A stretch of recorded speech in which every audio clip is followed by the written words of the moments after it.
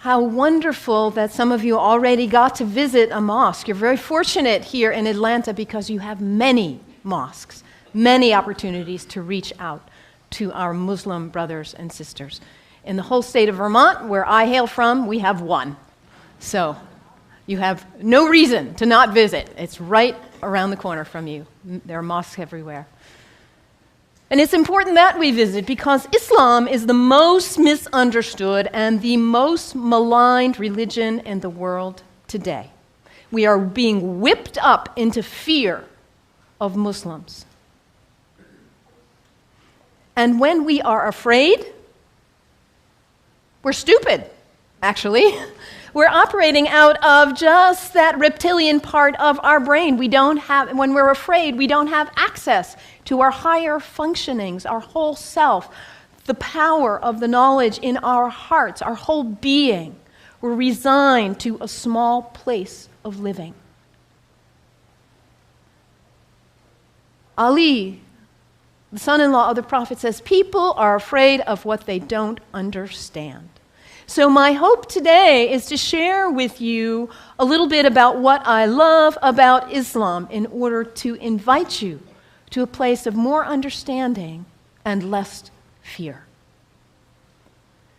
Islam is very practical. If you are looking for insights about how to live a good life, how to be a good person, Islam has wonderful gems to offer to you. One of the things I love most about Islam is that it invites us to be concerned about what is the most important thing in life. To get our priorities straight. What is it for you?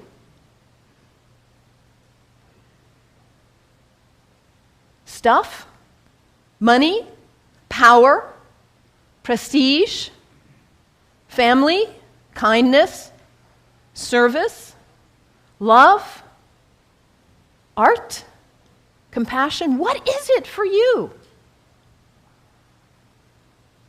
If you get nothing else out of today, take that one question and live into it.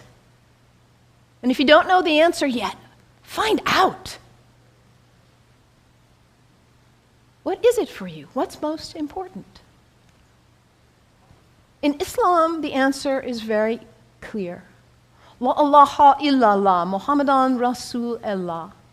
There is nothing but the source, God, the one.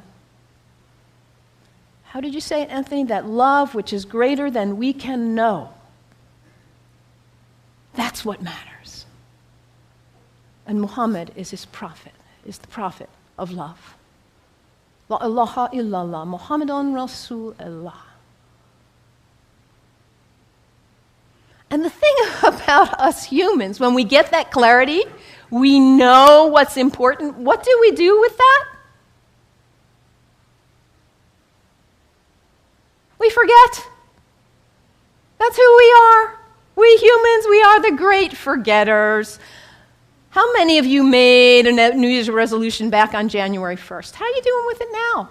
Let's be honest. How were you doing February 1st? January 7th.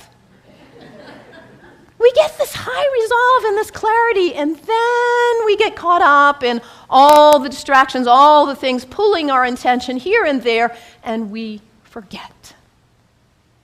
That poet, Mary Oliver, says, what is it you plan to do with your one wild and precious life? What is it?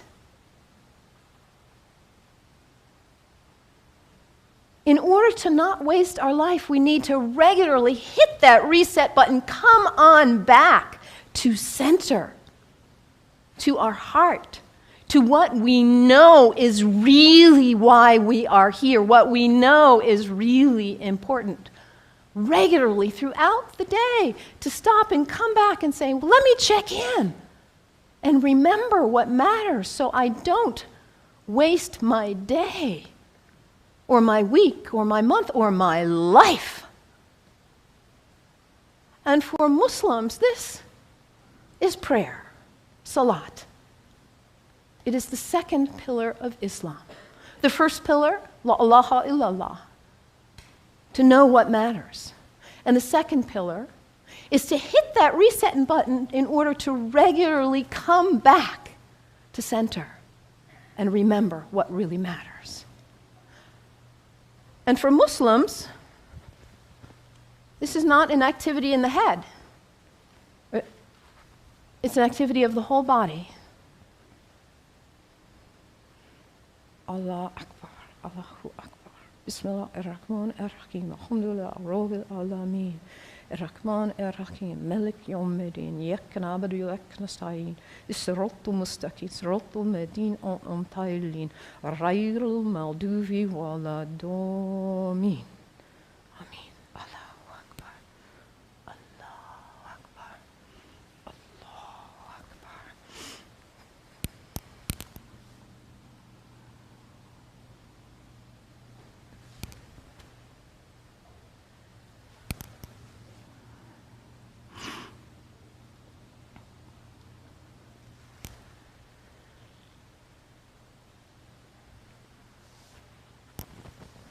Can you imagine how limber you'd be if you did that 17 times a day? And it's done in the direction of Mecca, northeast, more or less. To hit that reset button in order to come back, to hear that voice still and small like we just sang about, to come back to what matters. So practical, I love that, the second pillar of Islam. Islam also reminds us to always be concerned about those who are less well off than ourselves. Over and over in the Quran it says, be concerned about the widows and orphans. Be generous. I brought some soup as a symbol of generosity, giving, donating to food banks, giving to people who need food. I think about Muhammad almost like a spiritual, a social genius. He himself was an orphan. By the time he was 6 years old, he had already lost both his parents. He knew marginality. He knew it. And what happens when there is imbalance in a society where there are some who have a lot and some who don't have enough? What happens here? Those who don't have enough are suffering, aren't they? Out of their lack of nutrition, food, healthcare, hygiene, educational opportunities, they suffer. And in their suffering, they may experience illness. Their illness doesn't stay there, does it? It spreads to the rest of the people. And in their need, they may choose to engage in criminal activity just to try to put food on the table. And that destabilizes the whole society when you have some without and some with too much. And what about the people with too much? Greed is spiritual bankruptcy. We cannot know well-being in our hearts when we are surrounded with too much while others are suffering. It creates instability. And Muhammad, peace be upon him, he was a spiritual genius, saying, let's bring it back into balance. Let's give. Let's be generous. And this is the third pillar of Islam, zakat, generosity. I love that about Islam. And I love, too, that Islam invites us to take a break from our habits. We humans, we're habitual creatures. We just are. We do something once, we do it again, we just do. How many of you are sitting in the same seat you always sit in today? That's okay, nothing wrong with that. We're creatures of habit. And if the habit's the good one, like brushing your teeth, wonderful. It strengthens you. Your habits can raise you up to give you strength and clarity to live your life on purpose with integrity. Or your habits can pull you down.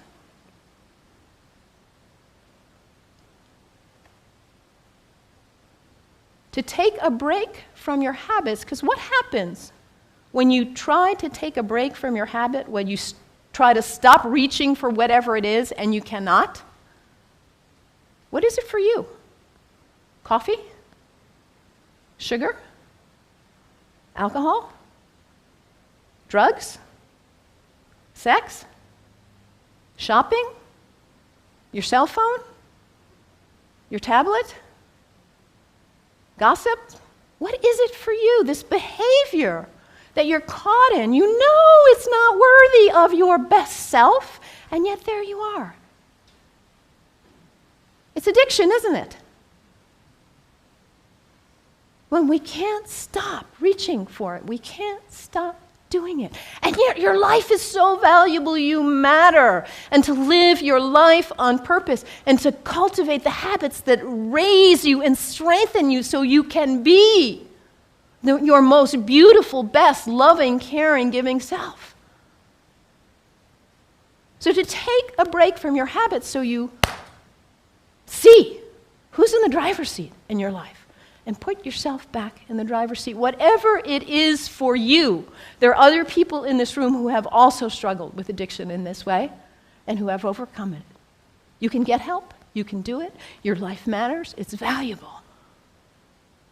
This is the next pillar of Islam, fasting. Fasting not just from food, but fasting from other activities and behaviors as well. And when we fast from food in particular, and it says over again and again in the Quran, fasting is good for you if you only knew.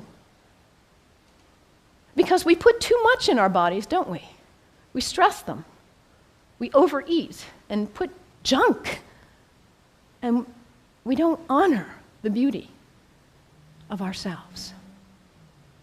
And also, when we fast, hunger is not a theory in the head, it's an experience in the body when we fast from food, that feeling. And then when you see somebody else on the street who is begging, it's not a theory. You feel empathy because you know what hunger feels like. It's harder to close your eyes and walk right on by. Muhammad, that spiritual, social genius, to create harmony and stability in society. The fourth pillar of Islam, fasting, taking a break from your habits. So practical, I love it. And I also love about Islam that it encourages us to take a break from our location, to travel with intention, to recognize the power of space, the sacredness of space, and how the greats who have walked on this earth have blessed the earth with their presence, their breath, their thoughts, their actions. I know you are on the verge of a major decision about this sacred space for you. You have made this place sacred by your presence here. And as you perhaps choose to move on, you will perhaps make a new place sacred by your use and your love. The earth is sacred. Our places are sacred. And when we travel with intention, we are changed by it. This is the fifth pillar of Islam, pilgrimage. And for Muslims, the pilgrimage is to Mecca, which none of us will probably go there. But where is pilgrimage for you? My last name is Kennedy. My family is Irish. My parents have gone to Ireland. My mother says there are no words to express what it is like to walk in that place of our ancestors, of the great Celtic saints and sages. It may not be Ireland for you or Mecca, but where is it for you? Anybody been to Walden, the place where that great book was written? It's a place of pilgrimage for many of us. Anybody been to Transylvania? A place of pilgrimage for many of us.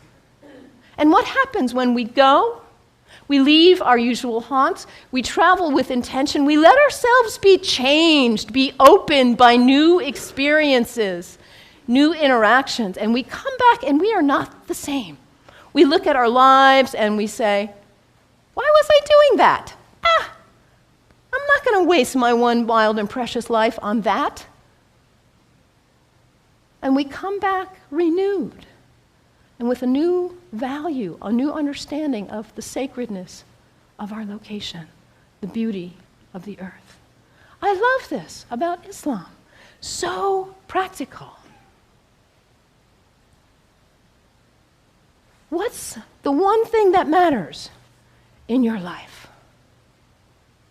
Hit that reset button regularly so you come back to your purpose. And don't be self-centered. Be always concerned about others and their needs, those less well off especially. And recognize the sacredness of the temple of your body. Cultivate habits that are worthy of you, that lift you to the best of who you are. And recognize the sacredness of space and the gift of the ancestors, the sages, the saints, the prophets who have gone before us and held a beacon of example for us. Travel with intention. Let yourself be changed. The 5 pillars of Islam. What great practical advice for living your life on purpose. And yet, at the same time as all of what I've told you is true, the beauty of this great tradition, we are being whipped up into fear against Muslims and Islam. I have a dear friend, Rudy, who is a retired UU minister and a Sufi like myself. And about 7 years ago or so, he said to me, Mallon, Rudy grew up in Austria under the rise of Hitler. He said, what I see going on in the world now in the United States reminds me of my childhood in Austria. And in that time, it was the Jews who were being maligned, and now it's the Muslims.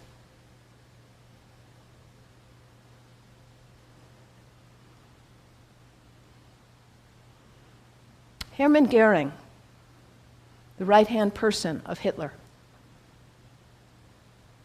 a Nazi. In the Nuremberg trials, he said something like this: the people do not want war. That's a given. But the people can be brought to the bidding of their leaders. It works the same in all countries, whether it's a dictatorship, a democracy, socialist, doesn't matter. All you have to do is convince the people they are under attack, make them afraid, condemn the pacifists for being unpatriotic, and the people will come to the bidding of their leaders. We're in the midst of such a time. People are afraid of what they don't understand. I implore you, do not fall for this ruse.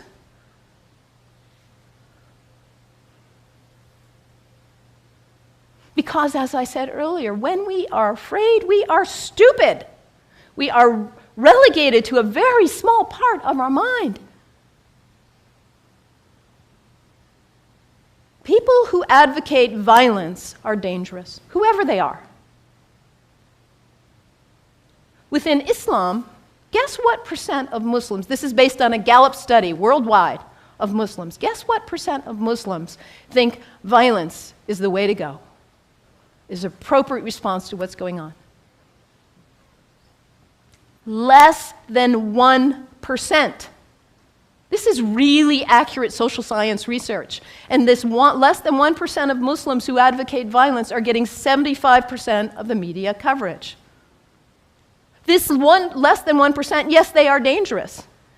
The fringe in any religion is dangerous, whether they are Christians or Jews or Sikhs, whoever. Folks who feel compelled to use violence. This minority in any religion is dangerous. When we hear about Christians, we know not to equate the minority who would bomb an abortion clinic with all of Christians. The same is true with Islam. This Less than 1% who would advocate violence, they do not speak for Islam. The people who speak for Islam are the people who are most concerned about living life on purpose.